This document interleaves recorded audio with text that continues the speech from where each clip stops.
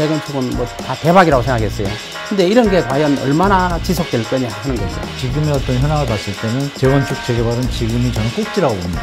그 시기가 지나고 날 때쯤에 필요하신 분들은 매입 시기라고 보고.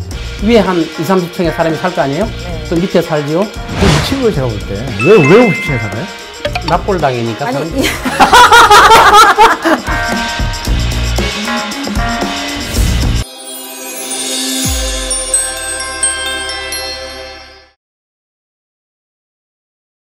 오늘 서동기 박사님과 한문도 교수님을 모시고 네. 부동산에 대한 고견을 한번 들어보도록 하겠습니다.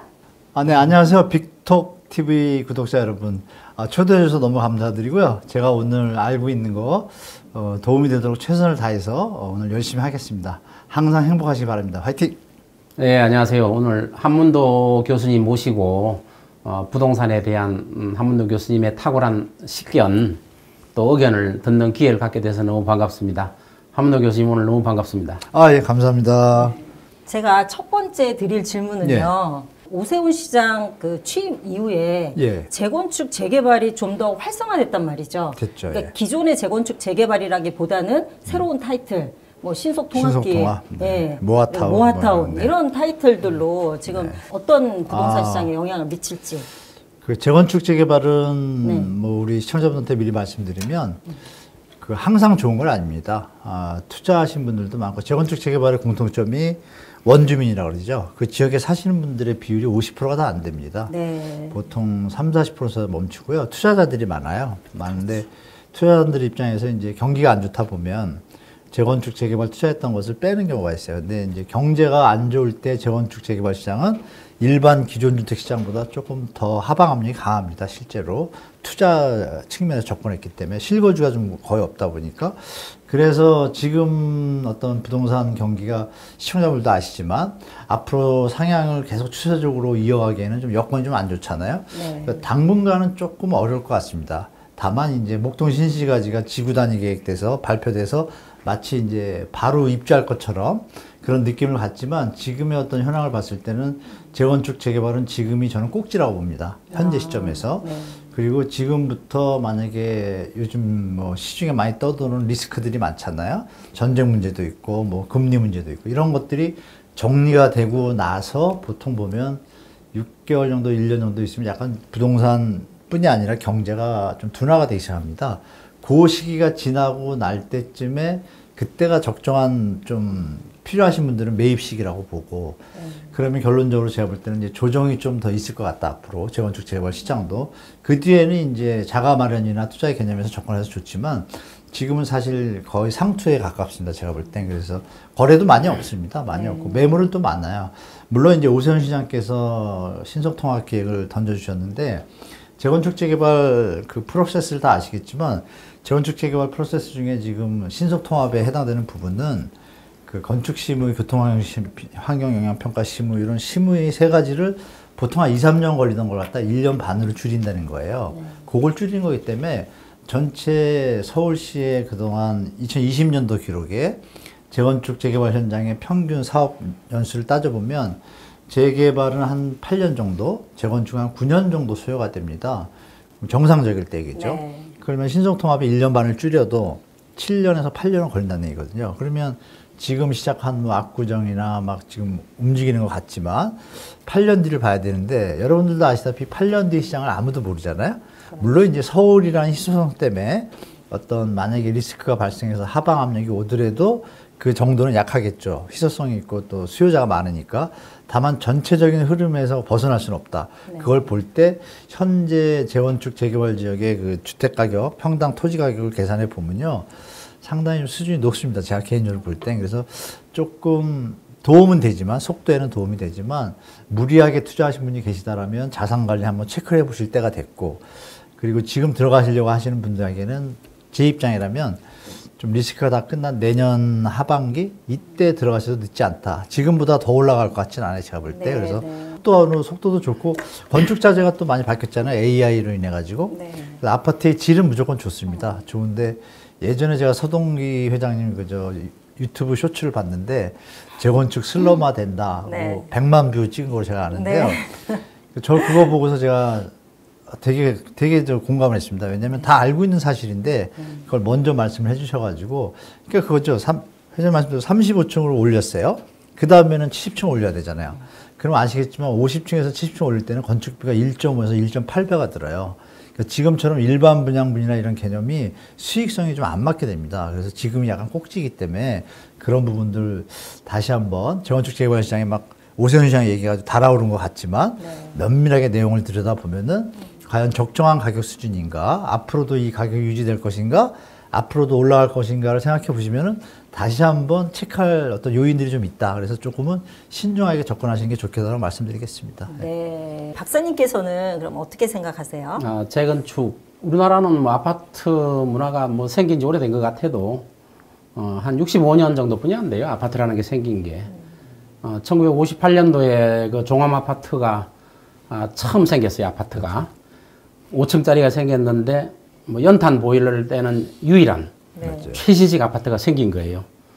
그래서 그 이후로 이제 아파트가 계속 생기기 시작했는데, 아파트가 생기고 나서 그때 어른들이 뭐라고 말씀하냐면, 어떻게 저런 데 들어가 어떻게 사느냐.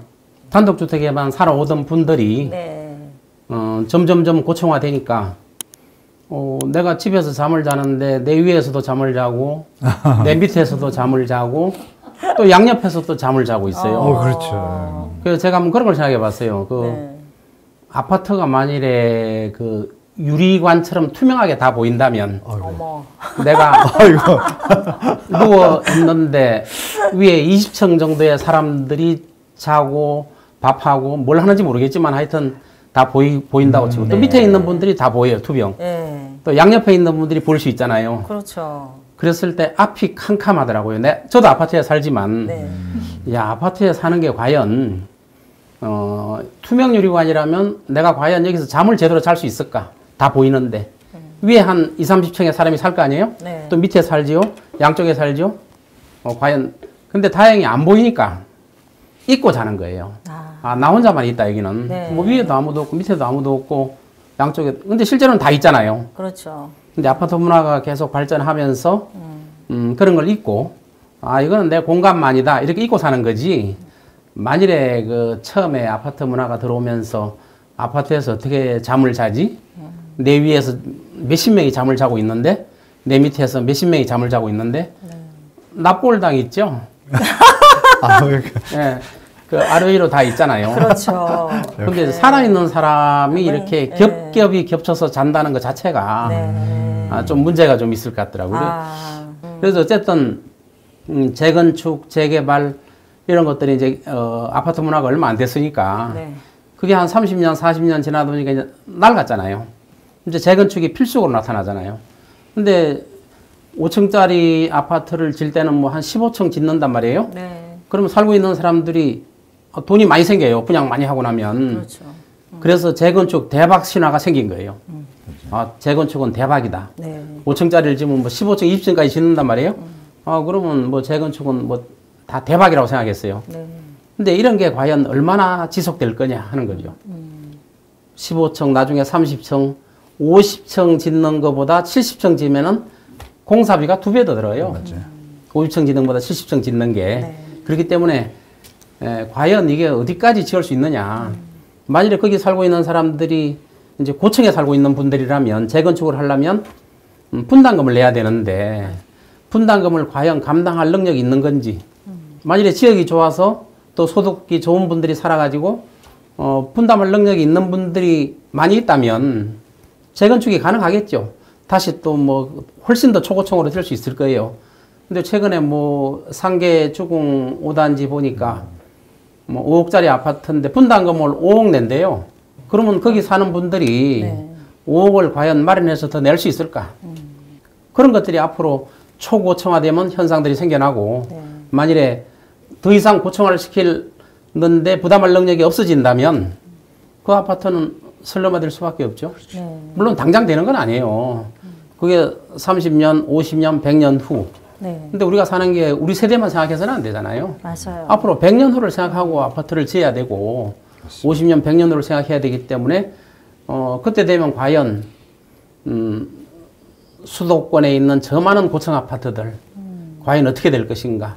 또, 신도시 개발을 또 엄청 많이 했잖아요. 네. 분당 신도시 개발도 1990년 초반에 했는데 지금 지어놓은 분당이 지금 35년 이렇게 지났단 말이에요. 네. 자, 재개발할 수 있는 능력이 없어진다면 저 아파트들이 과연 어떻게 될 것이냐, 저 고층 아파트들이. 능력이 있으면 한 번 더 재건축할 수 있겠죠. 한 번 그렇죠. 더. 그럼 한 70층 지을 수 있겠죠. 그러나 그 이유는 또 어떻게 될 것이냐. 네.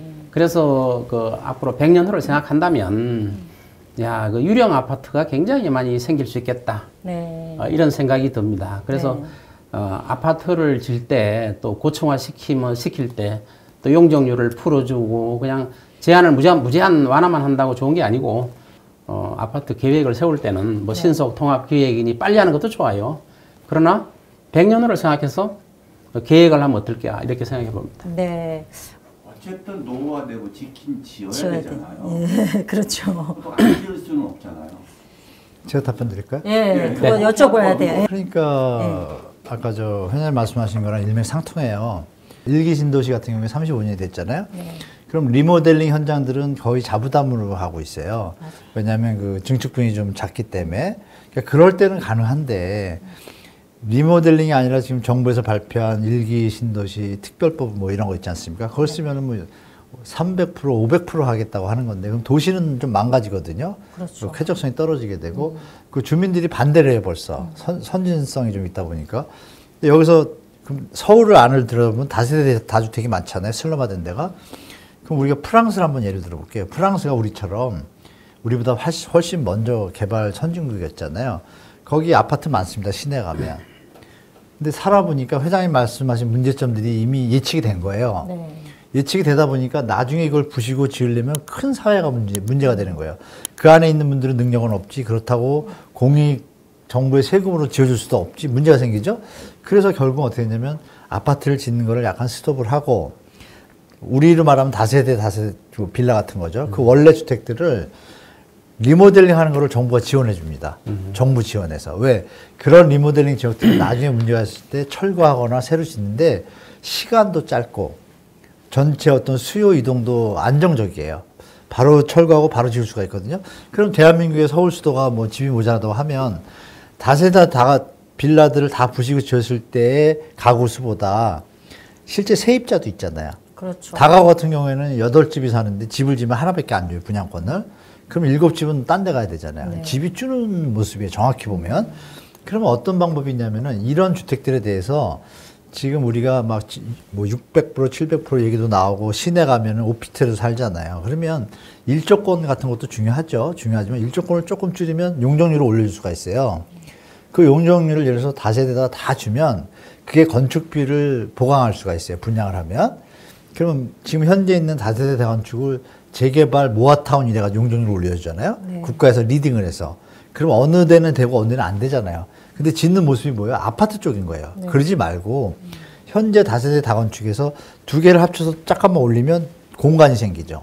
그 공간을 더 쾌적하게 해주고 보안시설을 놓고 아파트가 아니라 그러면 8층짜리, 7층짜리 지으면 나중에 철거하기도 쉽고 개발하기도 좋고 리모델링하기도 좋아요. 그럼 용적률을 이쪽으로 줘가지고 더 안정적인 시설을 만들 수 있어요. 있음에도 불구하고 아까 회장님 말씀하신 아파트 자본 시세 차익 일반 분야 이 논리로 계속 굴러오니까 그쪽으로 좀 우리 국민이 다 매몰된 거예요. 그러면 집수를 따져보면은 다세대 대건축 그 다세대 빌라들이 보통 200에서 210%거든요. 네. 그거를 250%, 270% 해주면 집이 30%가 늘어요. 네. 그러면 서울시의 집이 어마어마한 물량이 쏟아집니다.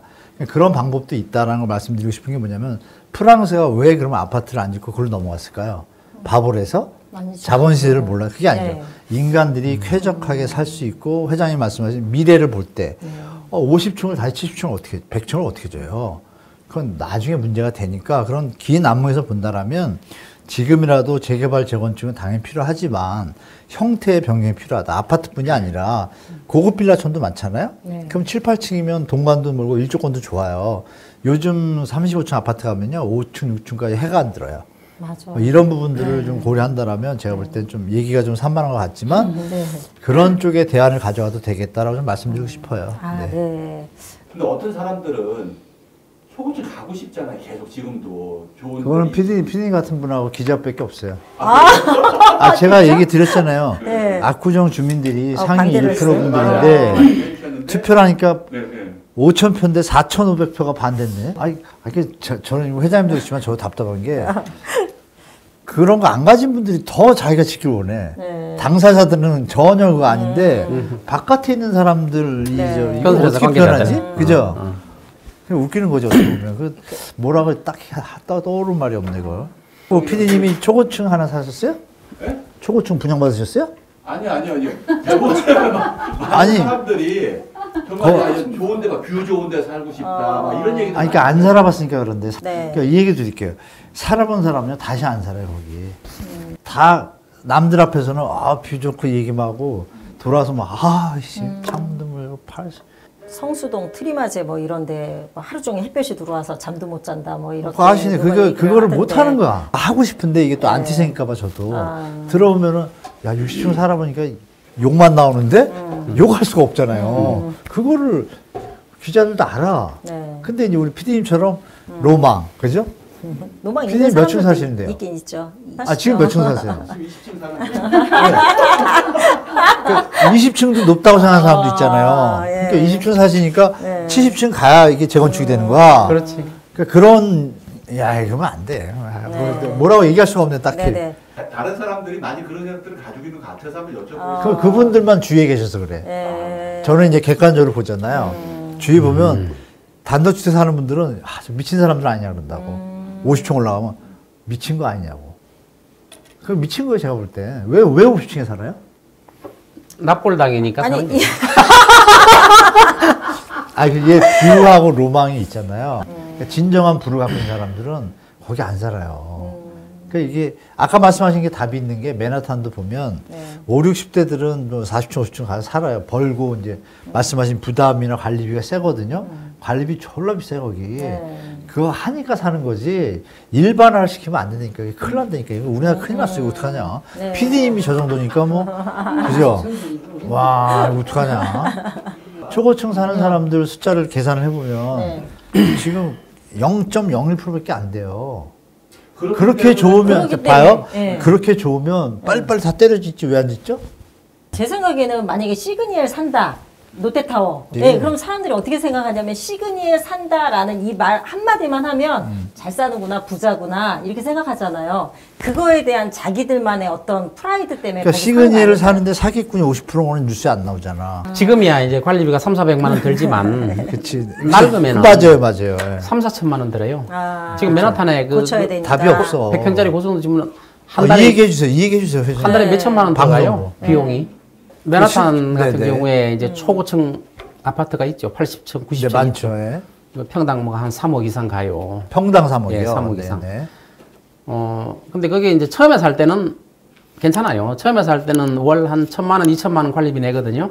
관리비 1,000만 원. 관리비가 1, 2천만 원 내거든요. 월세가 아니고 뭐 능력이 되니까 그렇죠. 관리비를 말하는 거예요. 네. 관리비가 1, 2천만 원뿐이 안 드는데 이거는 뭐 엄청난 부자들만 사는 그렇죠. 거니까 부자들만 계시니까. 좀 개념이 좀 달리 봐야 되고. 네. 근데 그게 30년, 40년 돼서 이제 보수나 수리가 된다. 그러면 1, 2천만 원 들던 게 1, 2억 들어요, 이제 월. 그러면 아까 제가 슬로마 이야기 했잖아요. 네. 근데 거기 살고 있는 분들이 감당 능력이 있으면은 괜찮은 거예요. 월 1억 내고 좋다. 산다. 그렇죠. 괜찮은 거예요. 근데 최근에 뭐 기사 봐서 알겠지만 맨하탄에 그 80층 그 아파트가 엄청 좋은 아파트가 값이 반값에 매물이 나와 있는 걸 아마 기사가 난 거 봤어요. 네. 80층 이상 집은 진동되게 만들어요. 네. 고층 빌딩 알죠? 네. 약간 흔들리게. 2m 정도. 예, 약간 2m면 엄청 크잖아요. 흔들리게 만들어요. 이제 처음에는 괜찮아요. 잠도 잘 오고 요람처럼 왔다 갔다 하면 뭐 처음에는 못 느껴요. 맞아요. 근데 오래 살다 보면 자다 보니까 뭐가 왔다 갔다 한단 말이에요. 그렇죠. 뭐 심하게 느끼진 않아요. 근데 오래 살다 보면 느껴요.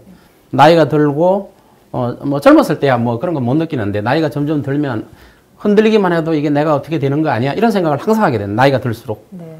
그래서 이번에 반값 나왔다는 말을 듣고 초고층도 오래되면 한 3, 40년, 4, 50년은 괜찮아요. 더 이상 오래돼 버리면 문제가 생기기 시작했구나. 뭐 비용은 괜찮아요. 살고 있는 사람들이 워낙 부자들이니까 비용은 괜찮아. 근데 그 위에 사는 그 불편함은 이루 말할 수가 없는 거예요. 네. 물론 뭐 그 정도 소득이 안 되는 분들은 아예 살지도 못하죠. 어떻게 월 1억씩 내고 관리비 내고 살겠어요? 네. 보수하게 되면은? 사다 무려 주상복합 30층 넘어가잖아요. 파리가 한 마리 들어오면 탈출구가 없어가지고 지상에서 아파트 있는 데는 20층이면 15층까지 왔다 갔다 하는데 얘들은 35층 딱 올라갔잖아요. 엘리베이터 타고. 그럼 내려갈 길을 못 찾아가지고 다 거기 사는 거야. 그래서 방제가 얼마나 심하게 하는지 알아요. 그냥 여러 가지 문제가 많아요. 저기 이제 롯데월드 앞에 롯데캐슬 있잖아요. 네. 거기 집이 안 팔려가지고 15년째 집을 못 팔고 미치겠다는 거야. 나가고 싶은데 집이 나가야 말이지. 그런 거가 좀 다 말씀드리기 네, 그렇고 네. 로방에서 조금은 좀 객관성을 가지시기를 좀 네. 말씀드릴게요. 네. 저 같으면 돈 있어도 안 가죠. 아. 차라리 그냥 편안하게 딱